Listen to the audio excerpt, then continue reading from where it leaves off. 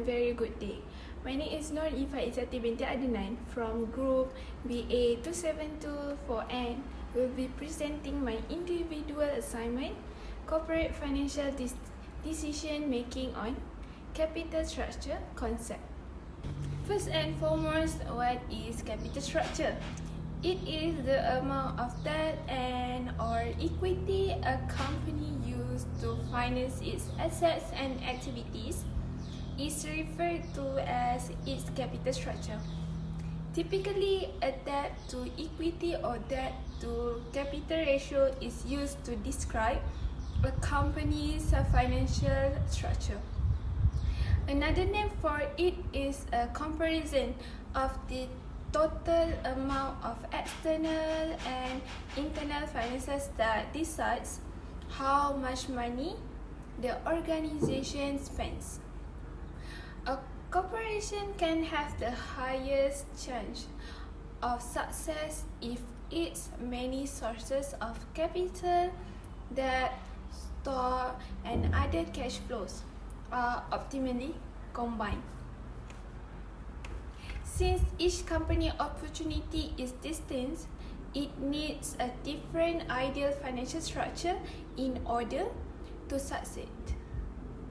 Businesses can boost their value, payouts to owners or shareholders, and financial flexibility for successful long-term existence by selecting the most advantageous combination of various capital sources. There is the two types of capital, which consist of borrowed capital and debt capital. Examples of debt capital include bonds, loans from bank and credit cards, and other types of borrowing. Businesses may create an ideal capital structure that will allow them to finance their operations in a sustainable and cost-effective manner by knowing the differences between debt and equity capital, as well as the advantages and disadvantages of each form of funding.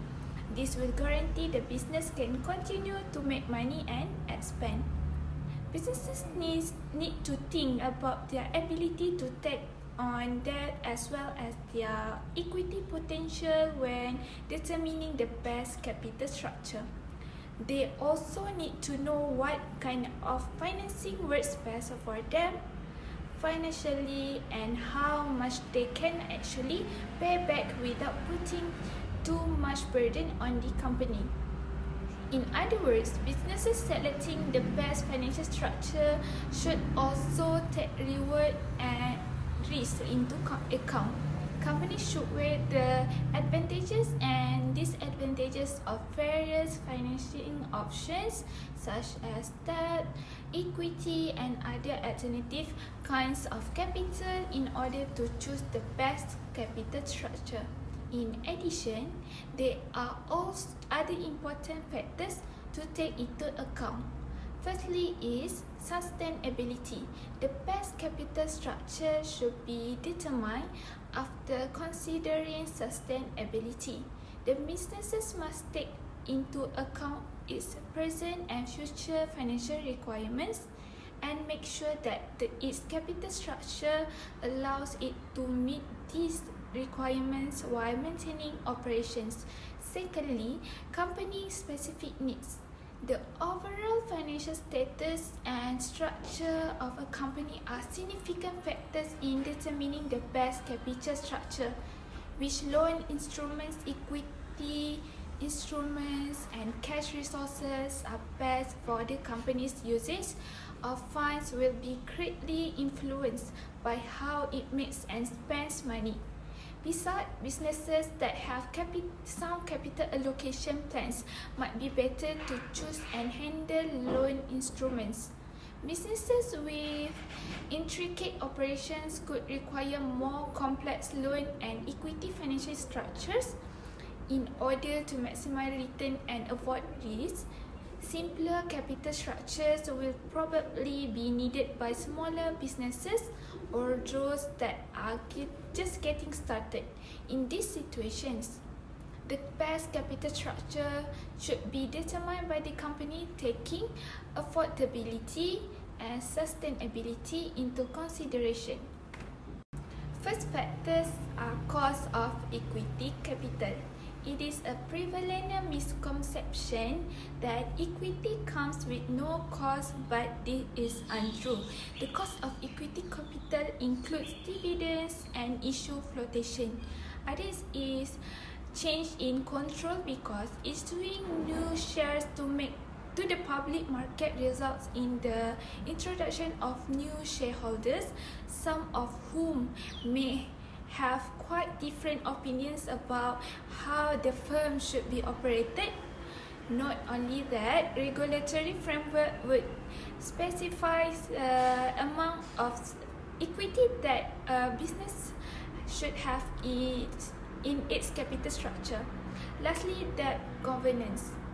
Additionally, raising debt typically results in a number of debt governance that limit the amount of debt that a business can have. Next, we will discuss about financial distress. The term financial distress in corporate finance refers to a situation where a company is unable to pay its creditors. Financial distress is thought to be the primary cause of most business failures. Stated differently, financial distress can be defined as a state of having significant financial issues that may result in bankruptcy. When businesses is in financial hardship, its operating condition deteriorate and it bears a high financial burden, making it impossible for the businesses to pay its creditors. Secure, preferential, and unsecured or also, financial distress consists of these determinants, which are profitability, that show the degree to which a business may turn a profit given its sales and or capital assets. Others, firm size, liquidity leverage, meaning the leverage ratio of the corporation provides insight into how much leverage it uses by displaying how heavily indebted the company is, and capital adequacy created to guarantee how much businesses can withstand a fair amount of loss before going bankrupt. Another two are earnings growth and company age. Next slide is the integration of tax effects and financial cost distress. Tax effects meaning a business borrows money due to the beneficial interest tax shield. Benefits of a tax shield: interest payments on debt are tax deductible, which reduce a firm's taxable income, one of the tax consequences on capital structure. Businesses with a large profit margin can better utilize the tax shield. Businesses in higher tax brackets benefit more from the interest tax shield at the marginal tax rate. Next is financial cost distress. A company cannot take on endless debt due to the risk of bankruptcy. For agency cost of equity, there is a conflict of interest that develops between management and shareholders is referred to as the agency cost of equity. An agency cost of equity has emerged when management takes choices that may not be optimal for the company and that investors believe will not boost the value of their shares. First, it happens when, while managers may be motivated to take advantage of these benefits, they also require opportunity. This possibility is made possible by free cash flow. Second, According to the free cash flow concept, a rise in dividends should help investors since it will make it harder for managers to engage in inefficient spending. Additionally, it contends that raising debt will make it harder for management to undertake inefficient endeavors that raising dividends. For picking order theory, retained earnings or internal funding is money given by the company directly and licensed information asymmetry. The least expensive and most practical kind of financing is internal finance as opposed to external financing such as debt or equity financing, where the company must pay fees to obtain external capital. Where the firm must pay fees to get external funding is the cheapest and most convenient method of financing. Since creditors and investors are less informed about the company than management, a higher return is anticipated when a corporation employs external funding, either debt or stock, to fund an investment opportunity. For outside finance, managers choose debt over equity since debt has lower cost than equity. Managers favor debt over equity for external funding. The cost of debt is cheaper than the cost of stock. Debt issuance often signifies cheap shares and the board's optimism about the project profitability. Conversely, the issuance of equity sends a bad signal, suggesting that the stock is overvalued and that management is trying to raise money by reducing the number of shares in the company. The issuing of debt frequently indicates an undervalued stock, and the board believes that the venture will be lucrative.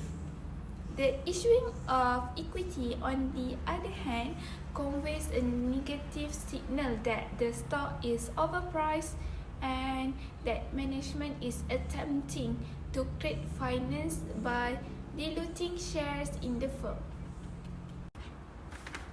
Last discussion for this topic is signaling theory. The intriguing idea of signaling theory examines how people and organizations utilize signals to interact with and affect their stakeholders. It looks at the ways that signals, international and not, can sway perceptions and transmit information. Several hypotheses are dividends may indicate a strong financial position. Second, dividends may also indicate future expansion. Thirdly, dividends are not necessarily a trustworthy indicator, and educated investors are better able to choose where to put their money. For instance, a business may spend money on premium components or technology to demonstrate its dedication to creating goods of the highest caliber. This signal has the power to persuade stakeholders like investors or customers that the business is dependable and trustworthy. That's all from me. Thank you.